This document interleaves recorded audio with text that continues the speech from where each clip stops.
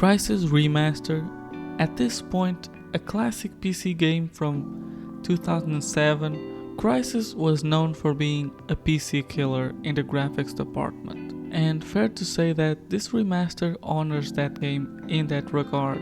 This game, while not the prettiest one out there right now, it's undeniable that it pushes and will be pushing PC hardware for a while with its visual effects, like lighting and water effects, but not only better on a technical level, but also a lot more vibrant than the more natural look of the original, among other things, like even some forms of ray tracing without the need of an expensive new shiny graphics card, which was a cool effect, but it does reinforce what I was saying, that it pushes hardware a bit too hard, and that doesn't have to be a bad thing, but the problem is, for me at least, was that it didn't feel dramatically different from the original, and in some ways it might look worse. For example, the comment I made about it looking vibrant over natural, which I don't think it's a downside, but it feels more like a preferential thing rather than an upgrade. Another problem for me at least was that it didn't feel dramatically different from the original, and in some ways it might look worse. I thought that it might be a case of rose-tinted glasses, as the original game was part of my childhood, but after checking the older game myself and checking with people who understand more about this technical side of things than me, it became very apparent that while there are some big graphical improvements, there are some side steps.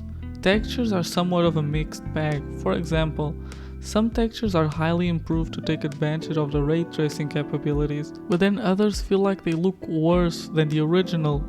The most noticeable one to me was the rock textures, which will be a texture that you will see a lot. That's really disappointing, as it lets me feeling like the high requirements for this game feel a bit unjustified. This game looks worse than a lot of modern FPSs like Call of Duty, but runs a lot worse, even if it has some bells and whistles that those games don't, like the destructible environments. But Crysis is not just about graphics, even if that's a big focus. Crysis is an open world game taking place in an island in the Philippines with a linear mission structure. There are side missions you can do, but for the most part, this open world exists to create a sense of place and atmosphere rather than actually being explored.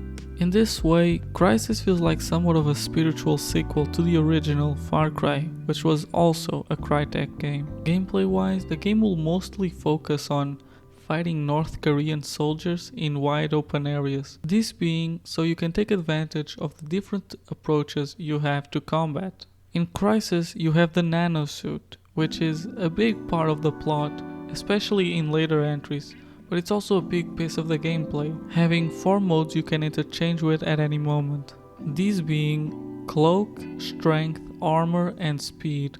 Cloak allowing you to take a stealthier approach, while Strength allowing you to punch things, or throw things really hard, which plays a lot into the destructible environment of the world, and then Speed and Armor being pretty self-explanatory ones.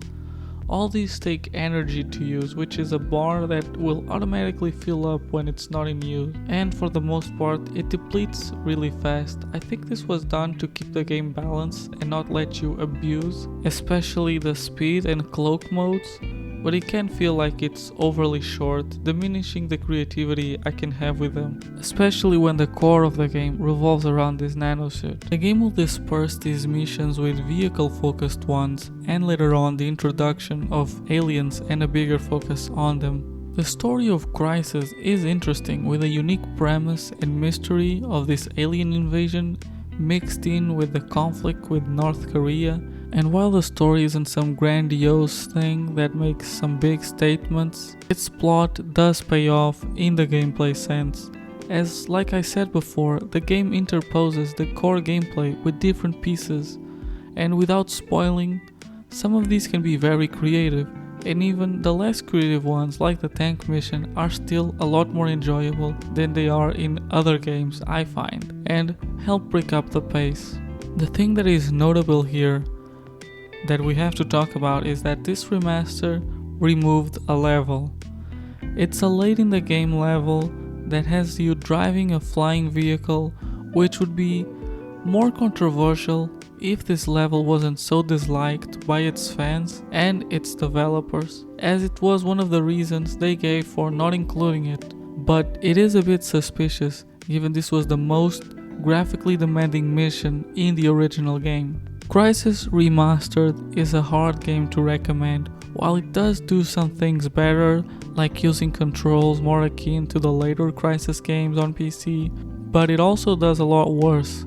Cut content, removed saving system, and the mixed bag of graphical improvements. If you're a fan of the original Crysis and you just want an excuse to play it again, like me, then maybe check the benchmarks for your system before playing. Maybe play this one if you just bought a new shiny graphics card that I said you didn't need for this game. And if you're new to the series, then I would recommend playing the original, as even with its poor multi-core CPU optimization, it's still bound to run a lot better than this one. And at $30 for the remaster, it doesn't feel like a great value. Much like other FPSs of the 2000s, this one isn't particularly long. It's even shorter now with that cut mission. Overall, it's a 6 out of 10. It's still a good game, but it missed the mark in being a good remaster. For reference, the original Crysis would have been around a 7. And yeah, that's been it, I guess, for another review. Sorry if this one is a bit short. It's a remaster. I'm still kind of figuring out how to review those. And especially given that I did play Crysis back in the day.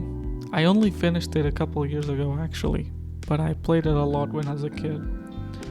And yeah, regardless, I hope you found it useful, and please consider subscribing and leaving a like and all of the YouTube things. Have a good day.